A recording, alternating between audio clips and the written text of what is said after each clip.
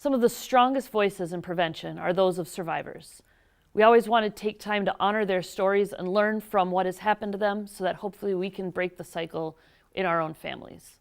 And at the Jacob Wetterling Resource Center, we spend a lot of our time helping caregivers learn about how to have the safety talk. We teach classes for folks, we have conversations, we help model this type of behavior because we want kids to walk around smart and not scared. And a part of that is making sure that the adults in their life have this information. The number one question that I get from parents is, how do I talk to about this with my child without scaring them to death? I hear that everywhere I go. And we treat it just like any other kind of safety. With fire safety, we don't tell children what a third-degree burn feels like on their body. We say, if someone's playing with matches, come and let me know. And it's the same thing with personal safety. We don't have to get into the worst-case scary stories, but we can still say, you know what? I want you to check first before you get into a car with anybody. I want you to check first before you go into anybody's house. Doesn't matter if you know them or not. And if someone's trying to get you to do something with you without checking first, take 2 giant steps back away from them and come and find me right away. So that we can make it accessible for kids and we can practice those types of behaviors and help them understand. We want kids to remember most grown-ups want them to be safe. And so part of this is helping empower the children to pick the adults in their life who they want to go to if they have a problem, and know that if one of the people on their list is acting in a way that's asking them to break their rules or is doing something that makes their gut instinct feel like something's wrong, that they have more grown-ups they can go to for help. We don't want any child to not be surrounded by a safety net of caring adults. When I hear the phrase or the term of "it only takes one," it harkens me back to the power of one individual to make a difference. When I think about Gandhi, when I think about Dr. King, when I think about Rosa Parks, when I think about Mother Teresa, when I think about Nelson Mandela, these were individuals who were able to rally others through their own individual courage and ability to stand up against incredible odds to make change, not just for themselves, but for whole societies. And I would even argue for humanity itself. And so we can never underestimate the power of one voice to make a difference. And when we talk about, child abuse, that sentiment even is magnified that much more, because we can make a child's life better, which ultimately makes adults' lives better. And so that ripple effect brings us to a point that we can actually create a better world just by standing up and saying something in the face of injustice and things that we see or think that are wrong. One easy way that parents and caregivers can start talking about personal safety is to do a family safety night. We suggest at minimum doing them twice a year, maybe at the beginning and the end of the school year, and use that time to talk about all things safety. So at the same time that you're talking about why it's important to wear your bike helmet and why we should wear seat belts, things like that, we also talk about personal safety, about body safety, about online safety. So it just becomes like any other safety. And your child knows that they can go to you if they have problems. And if we tell kids early on that you are there if they ever have a problem where they're feeling scared or unsafe, that helps build that bridge for children to discuss when someone is doing something that makes them feel afraid. I believe that the community's role in child abuse prevention is one that requires each and every one of us to be vigilant and to actually help families become better at raising their children.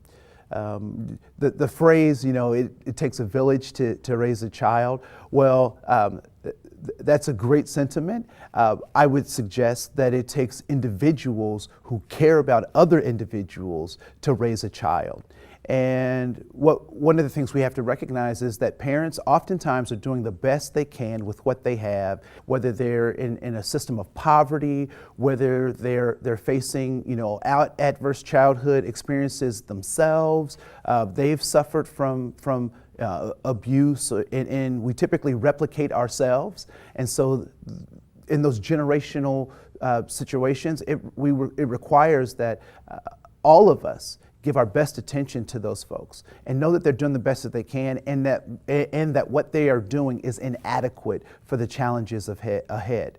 And I think that all of our parents did the best they could, and that even with the best advice, they were inadequate in helping us to shape and frame a future that they had no awareness of.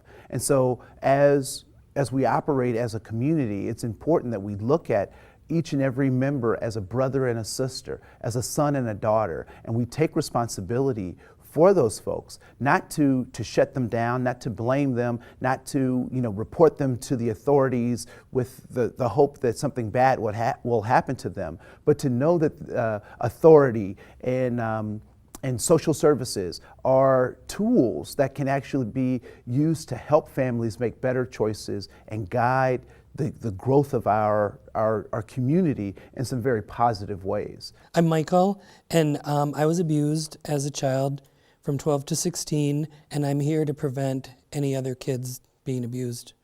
My mom asked him to take more time with us because she knew that the scout leader was cared about us.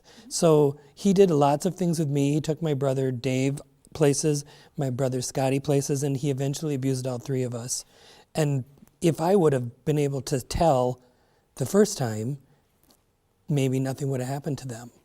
All I could do is tell my brothers, be careful of him. Well, what happened to me was I was abused by a family friend, a very, very close family friend, and a man who happened to be my father's employee. My father was his boss.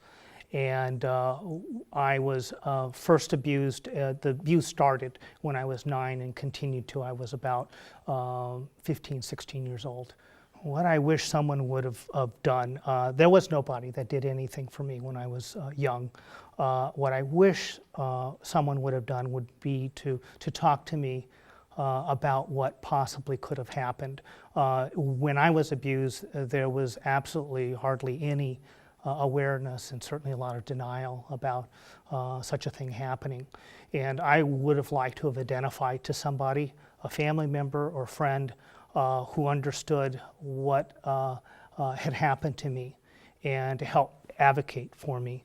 Because I didn't say anything for many years. I stuffed it inside, feeling I wouldn't be believed, first of all, and secondly, that I would destroy my family and the community my family lived in, and the friendship that my family had with my abuser. The reason I'm involved is that I feel like we do a lot now, not so much then, to tell kids, to tell and keep telling somebody till you find somebody that listens. But what worries me today is that, and what worried me then was by the time it turned into what it turned into, I didn't feel like I could say anything. And what I worry about today is that there's kids, I think, are better about learning to say, but I worry that parents or adults or anybody is going to be like, I don't want to be the person that rocks the boat if that's not true. It's a very uncomfortable discussion to have. I think also that family members and others are in a great state of denial. They're not willing to accept the fact that a family member would do that to another family member, or a close family friend would do that to a family member. In my head, I knew my parents were never going to say, what? But I kept hearing, how did it turn into that? Because they thought he was taking me and treating me and taking me camping and going to the Y, and I didn't say when it turned different. What can families do to help would be, one is to notice some signs of child abuse. I was astounded, and still am to this day, that my folks didn't notice a change in my behavior, particularly when my abuser was around. And my folks, of course, not knowing anything, I could understand how they didn't notice, but how could they have not have noticed, on the other hand? So I think if you do notice some sort of change in behavior, some discomfort with a child around somebody, I think it's an opportunity to say, hey, what's going on? And open that up. Me having been abused myself, I found it easier to talk to my daughters about it because I want to break the chain. I wanted to break the chain a long time ago. When we want the child to respond better to the adult, we need to teach adults to maybe take a breath and say, let's figure this out. Instead of thinking, oh my God, I don't want to talk about it. I don't know who to tell. I'm kind of nervous. I know those parents and they're not going to. I just think maybe the kids need to know that it's soaked in, and that maybe, I just think for me it would have helped if they said, let's just figure this out. Why is prevention so important to me? It's because it's a devastating thing. it destroys lives. It really does. The thing is that it's with you your whole life. It changes how you cope with things. It changes how you think about yourself. Your self-esteem is destroyed. Your relationship with people, my being close to people, particularly physically, is very difficult, even to this day, because I fear what had happened to me. I replay it in my mind. So it destroys a person, and it's a long path back to recovery. And so it's something that has to be stopped now. Offenders do look for children who haven't had any information about how to keep their bodies safe. Kids who don't know the name for their private parts, kids who may have never had this conversation. They sort of test boundaries to see if they can get away with certain behaviors. And so we do need to work on hardening the target and giving children information that they can use to help keep them safe. But on the same note, it's not up to a 5-year-old child to protect themselves from the world around them. It's a kid's job to be a kid, and it's the grown-up's job to keep them safe. So we can teach a 5-year-old the names of their private parts. We talk about the fact that the only time anyone would ever need to touch their private parts is to keep them clean and healthy, like bathing or diapering. But when that happens, we're always allowed to talk about it. Anyone asking us to keep secrets about touches or not tell anyone about touches, or is touching us in a way that we don't know if it's a clean and healthy touch, if we're not sure, we can always talk to one of our 5 adults, because it's better to get that information and to make sure that we're talking about it than to feel like we're trapped or that we're in a situation in over our head. So we want to give children as much leeway as we can to give them the information and to have these ongoing conversations. Whenever we teach a safety rule with the child, we always follow it up with a couple of what ifs to make sure the child really gets it. Because you could say something like, in our family, we don't keep secrets, so one of our safety rules, if someone asks you to keep a secret from mom or dad or the person taking care of you, let us know about it. And then you follow it up with, well, what if we're at a family reunion and someone tries to give you a secret present? What would you do? And so that you can get the sense if your child understands the rule or not by different scenarios. When they're younger, those what ifs have to be very concrete and in the moment. You know, what if right now at Valley Fair we get separated? And as they get older, they can be, not as specific. What if you're at a party and someone starts doing something that makes you feel scared or confused? So the what ifs help young people get empowered in this world around them, and it helps increase the communication between the children and the caregiver.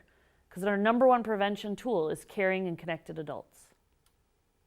So we can look at governmental systems like social workers and police officers as resources that can actually help families make better choices and give them resources to move beyond places that as individuals they may not have been able to do themselves. So if more of us look at mentoring and tutoring and take those responsibilities as our own, whether it's a paid position in a formal organization or not, but we see all of these children in our community as our own children, we'll also start to see that these adults in our community are adults that are our brothers and sisters as well. Thank you for taking the time to learn about child abuse prevention. It is our hope that with these resources and information, you'll feel empowered to make a difference for kids. It just takes one to start a positive ripple effect. So let your light shine for kids.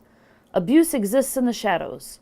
If we all shine our lights on this problem, we can remove the secrecy and shame and start having the important conversations. So shine on. Oh, oh, oh, this little light of mine. Said I'm gonna let it shine. Said this little light of mine, I'm gonna let it shine. Said this little light of mine, I'm gonna let it shine. Let it shine, let it shine, let it shine.